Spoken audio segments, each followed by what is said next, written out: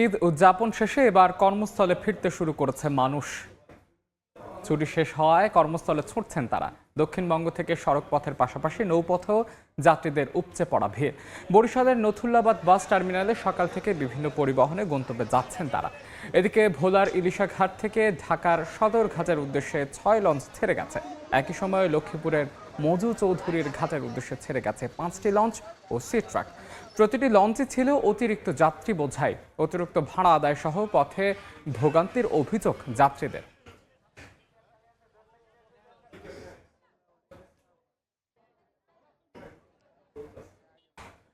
ফিরতি ঈদযাত্রার আরও তথ্য জানাতে এই মুহূর্তে বরিশালের নথুল্লাবাদ বাস টার্মিনালে আছেন সহকর্মী অপূর্ব। পটুয়াখালীর লঞ্চঘাটে মনির হোসেন বাদল এবং পিরোজপুরের বাস টার্মিনালে আছেন জিয়াউল হক জিয়া। শুরুতেই যাচ্ছে অপুর কাছে।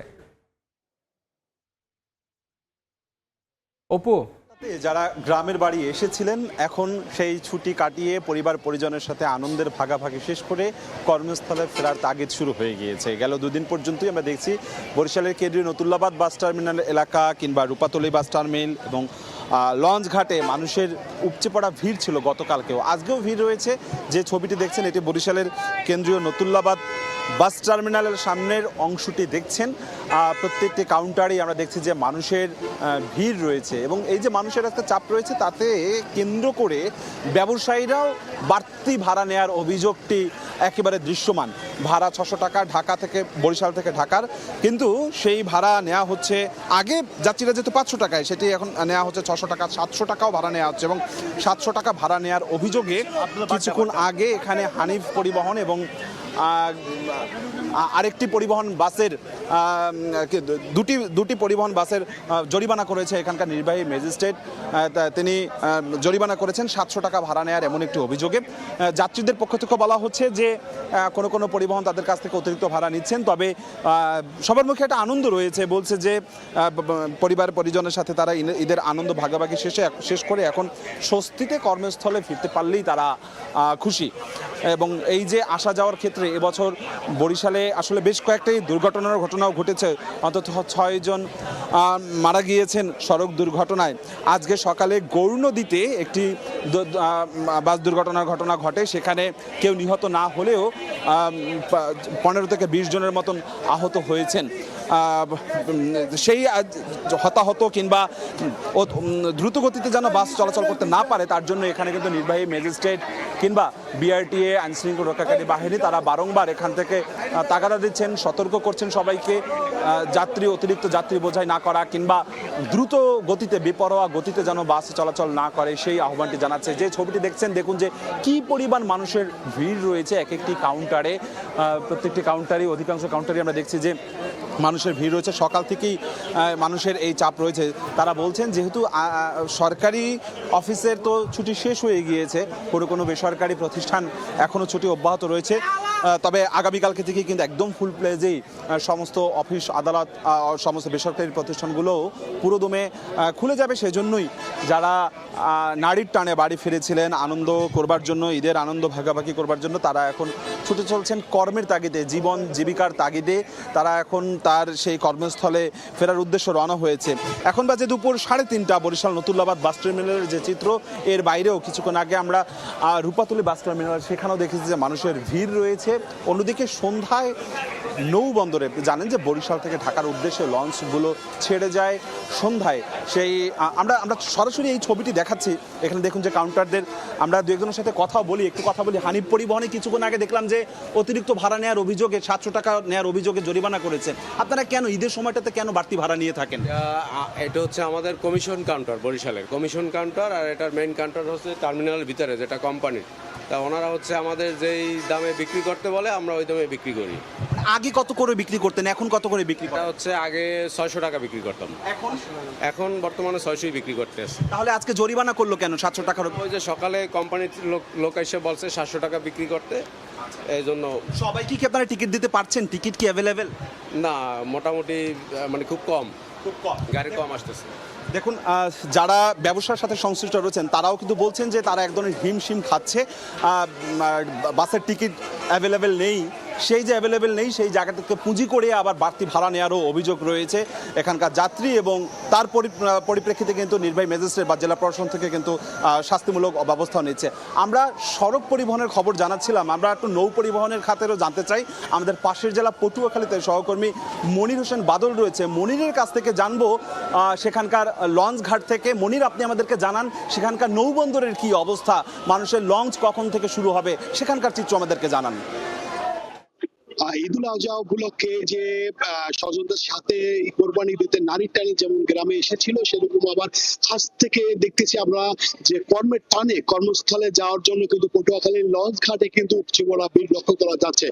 আমরা যে দেখতে পাচ্ছি যে পটুয়াখালী যে এই যে নদী বন্দর রয়েছে, এই নদী বন্দর থেকে নির্ধারিত যে আজকে 4টি লঞ্চ রয়েছে, 4টি লঞ্চ কিন্তু ঢাকার উদ্দেশ্যে কিন্তু এরা ছেড়ে যাবে। এই যে 4টি লঞ্চ, এক একটি লঞ্চে কিন্তু আমরা দেখতে পাচ্ছি যে বড় বড় লঞ্চ রয়েছে। এক একটি লঞ্চে নির্ধারিত যাত্রী ধারণ ক্ষমতা রয়েছে 1000 থেকে 1200 যাত্রী ক্ষমতা থাকলেও কিন্তু এখানে থেকে যাত্রী সংখ্যা বেশি নিয়ে কোরবানির সময় এরা যাতায়াত করে, আবার যখন আসে আবার কোরবানির সময় এরা যাতায়াত করে থাকে। তবে এই যে আরামদায়ক, দক্ষিণাঞ্চলে কিন্তু আরামদায়ক সবচেয়ে ভালো কিন্তু যাতায়াত হচ্ছে এই লঞ্চ যোগাযোগ। কারণ আমরা দেখতে পাচ্ছি যে এখানে কিন্তু নির্ধারিত যে ভাড়া রয়েছে, এই ভাড়া কিন্তু নির্ধারিত ভাড়াই কিন্তু এখানে নেওয়া হচ্ছে লঞ্চ যোগাযোগ। একটি দেখে যাত্রী ভাড়া রয়েছে 535 টাকা, সে জায়গা দেখছি আমরা 500 টাকা নিচ্ছে, এবং একটি সিঙ্গেল কেবিনে ভাড়া হচ্ছে আপনার 1200 থেকে 1300 টাকা, এবং ডাবল কেবিনের ভাড়া রয়েছে 2500 টাকা। এছাড়া যে ভিআইপি কেবিন রয়েছে এটা লঞ্চ ভেদে নেওয়া হচ্ছে 5 থেকে 10,000 টাকা। আর এই লঞ্চ যাতায়াত কিন্তু সাধারণ যাত্রীরা কিন্তু আনন্দ উৎসাহের মাধ্যমে কিন্তু যাতায়াত করে থাকে। কারণ স্বচ্ছন্দে কিছুক্ষণ পরে 5:20 এখান থেকে প্রথম লঞ্চটি ছাড়া হবে ঢাকার উদ্দেশ্যে। আগামীকাল সকাল 6টা বা 5টার ভিতরে গন্তব্যস্থল ঢাকা পৌঁছে যাবে।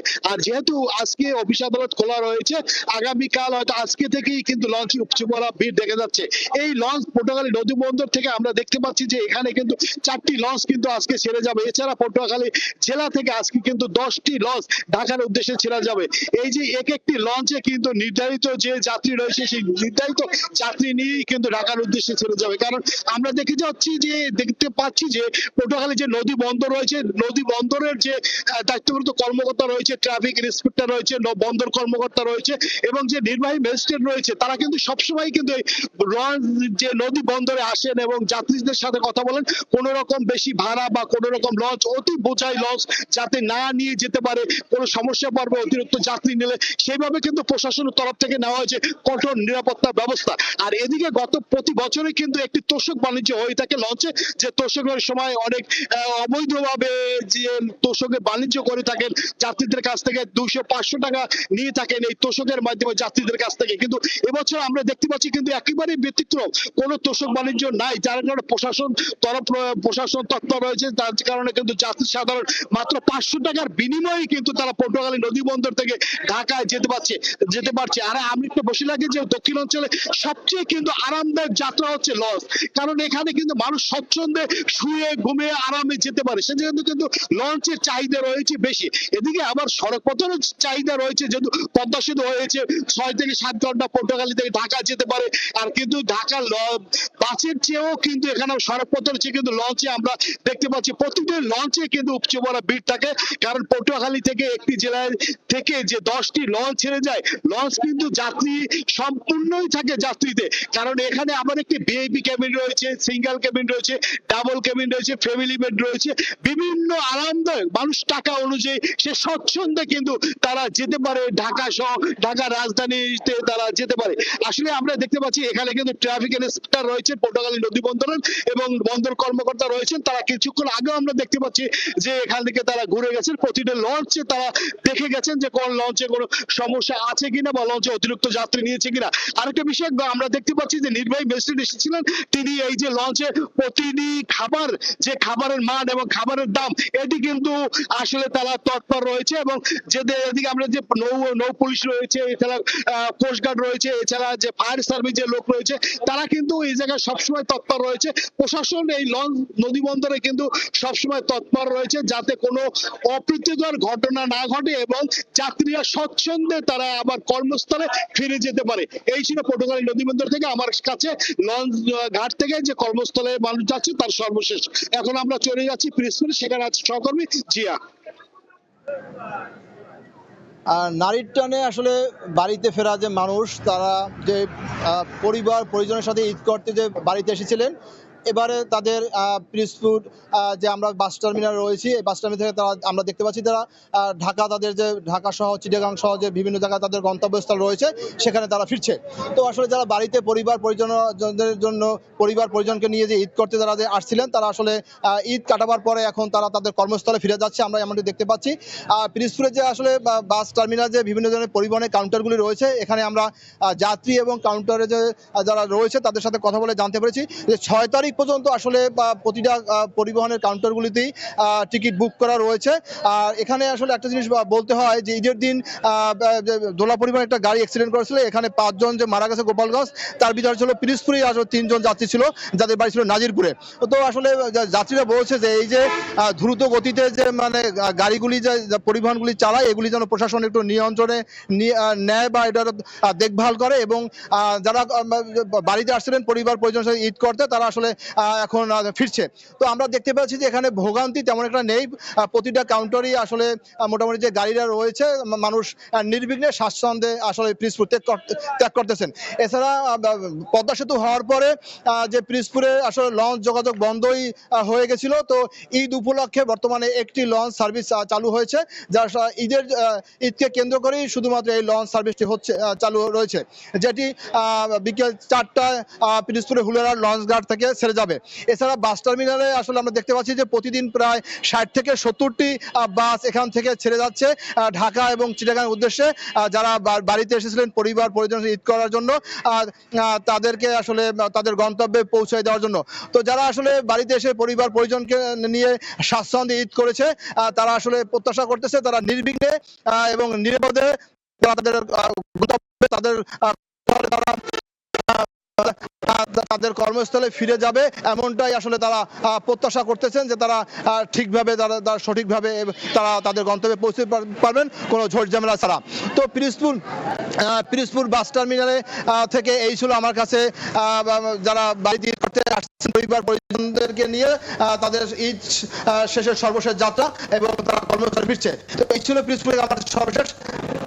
ফিরছি স্টুডিওতে। ফিরতি ঈদযাত্রার খবরাখবর জানাতে পটুয়াখালী থেকে যুক্ত ছিলেন জিয়াউল হক জিয়া, পিরোজপুর থেকে মনির হোসেন বাদল এবং বরিশাল থেকে যুক্ত ছিলেন সহকর্মী অপূর্ব অপু। দেখছেন বিভাগীয় সময়।